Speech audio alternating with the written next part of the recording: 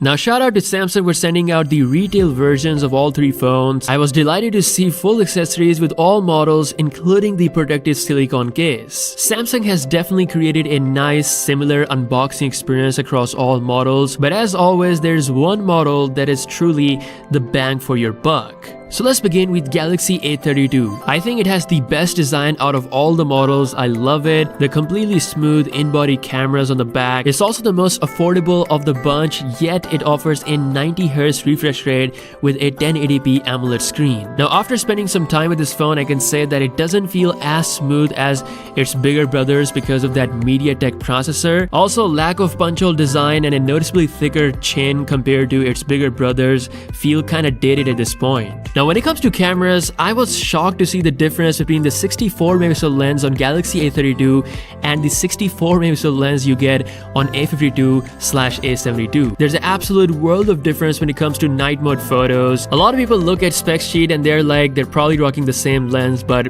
in reality the difference is pretty massive. When it comes to videos, the A32 also cannot shoot 4K videos, which feels a bit lacking, especially considering its price. And more importantly, if you consider what competition offers at the same price point, this is definitely not the best entry into Samsung's world. Okay, let's talk about the other extreme end, the Galaxy A72. This is Samsung's best model when it comes to the specs, as I've said before, but unlike last two generations, this time the Galaxy A72 doesn't offer a new camera or a better chip over the Galaxy A52. Sure, there's a telephoto lens with optical image stabilization, which is pretty good. It's actually the same lens that you get on Galaxy S20 FE, but after spending a lot of time with these phones, in my opinion, for most people, the difference of price for this one telephoto lens is not really worth it. Which brings me to Galaxy A52, the phone that I've mostly used during this time. Honestly, I can say that this phone has the potential to be the best-selling Samsung phone for 2021, similar to Galaxy A51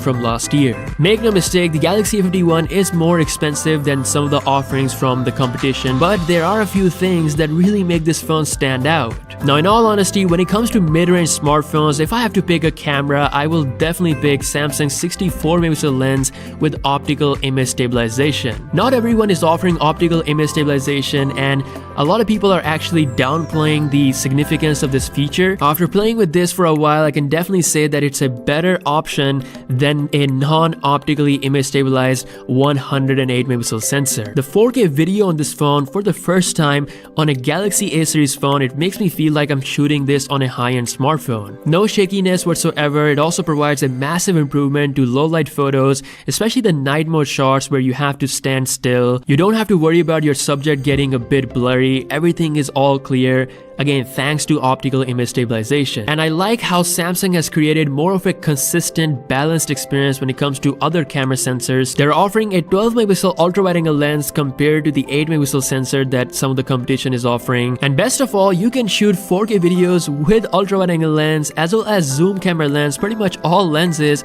including the front camera. Again, I think Samsung has done a wonderful job when it comes to cameras. The only thing that I'm not too excited about is that macro lens. It's not taking true close-up macro shots compared to competition. There is no dedicated telephoto lens on the Galaxy A52 that you get on the A72, but the results out of the A52 at up to 2x level is not that bad. So for most people, considering the price difference between the A72 and A52, I think the A52 offers the absolute best bang for buck. Now as for other stuff like the design, it has definitely grown on me over the past month. I like how it stands out. Samsung is truly embracing plastic, but I like the fact that there is a bit of a depth to the design. 90Hz refresh rate feels consistent combined with that Snapdragon 720G chip. Surprisingly, I haven't faced that usual lag you feel occasionally with previous Samsung phones. For daily day-to-day usage, it felt really good with that 6GB of RAM. Again, nothing outstanding or special when it comes to gaming performance. Most high-end games will work without any issue if you play them on medium to high settings. Now for the battery, I'm very pleased to see 1 day plus usage out of this phone. Even if you are a heavy heavy user, this phone will be able to compensate without any issue thanks to that 4500 mAh cell. So all in all, I think the A52 is a solid phone and best for most people when it comes to the money. There are some things that Samsung could have done better to improve the experience even more. Like, it would have been awesome if they packed a 25-watt super fast charger in the box instead of that old